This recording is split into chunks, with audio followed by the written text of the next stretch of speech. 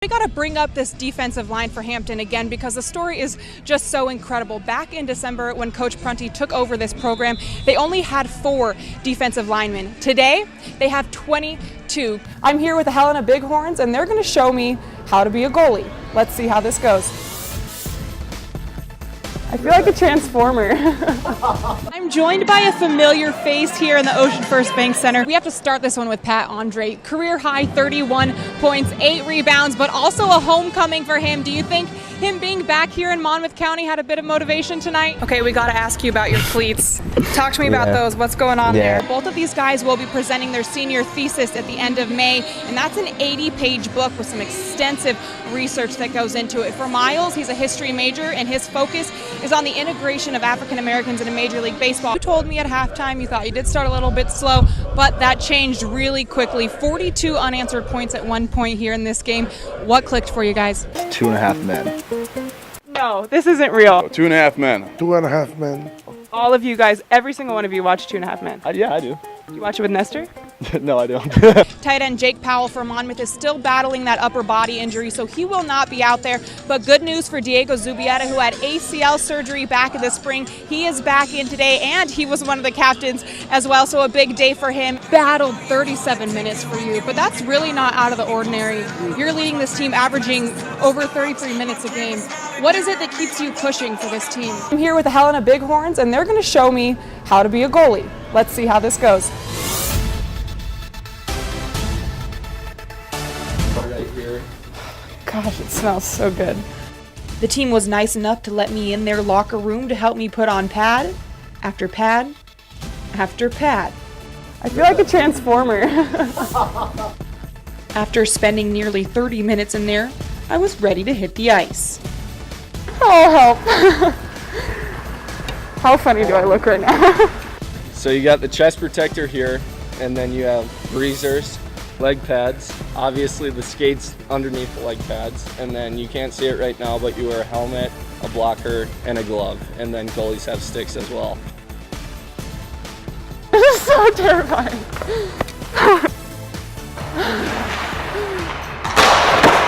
Do I block it with the stick or my hand? After a couple slap shots and attempting some drills, I think I was ready to join the team. Go. Oh my gosh. Well, maybe not. But towards the end, I started to get the hang of things. That's better. Do you have any fake cheeks?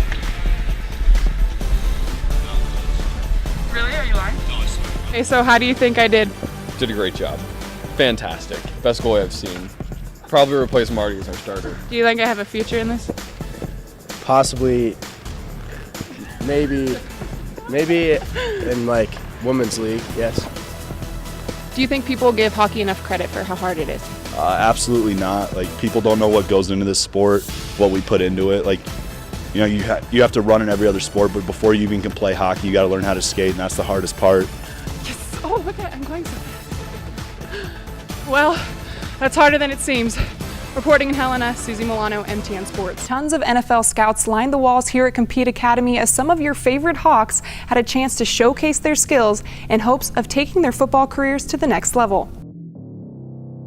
So an exciting day. Walk us through it. How did things go for you? I think things went pretty well. I mean, we came here around 12:30 to get prepared and get ourselves feeling good on the field. And I think everyone who went today had a pretty successful day. Today, a little bit of nerves, a little bit of jitters, but once we got through with everything, you know, it just felt like everything we've been training for. So I think overall it was a solid day. Let's go, Katie.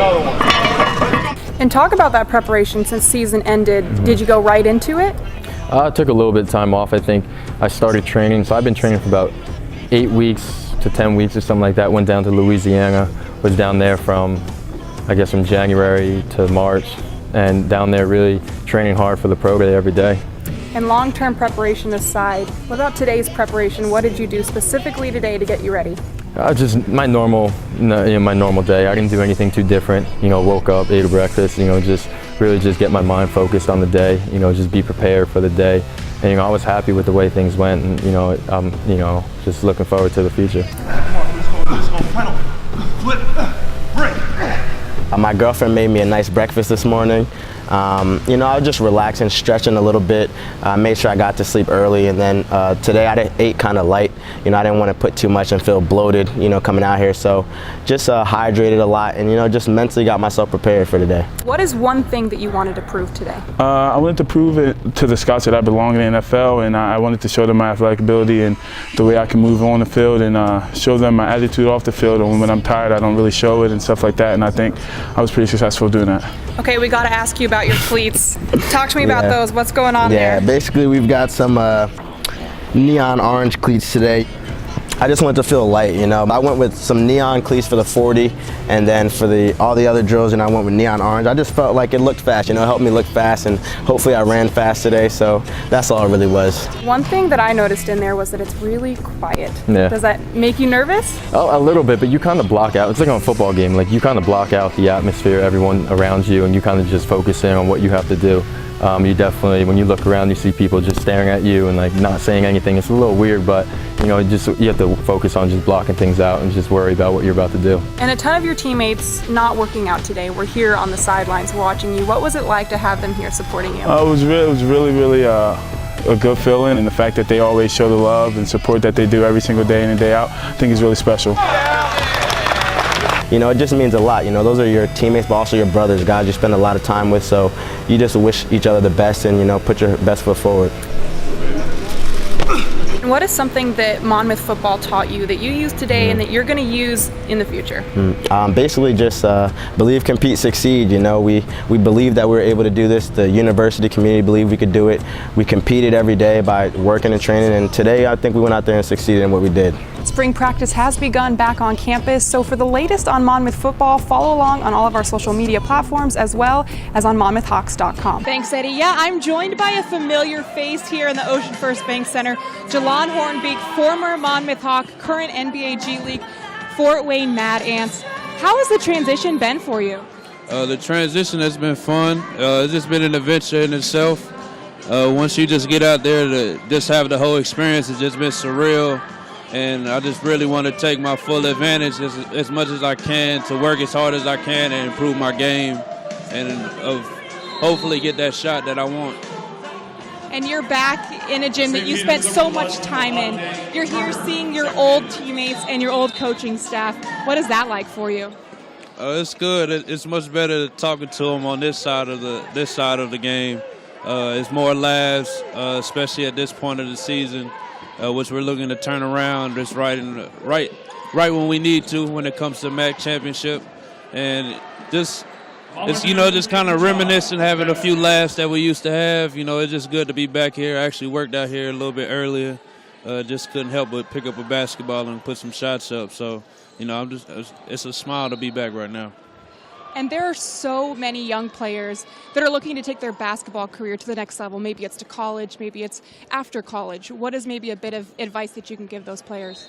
Just be a student of the game. Learn how to play basketball the right way. There's always a room for stuff like that, whether it be playing basketball, actually working with basketball. That's also a career in itself. So if your dream is basketball, don't hold your head if you can't play or can't play as good to get the scholarships that you want. There's always an opportunity. Thanks so much. Enjoy the game. Thank you, you too. Back to you guys.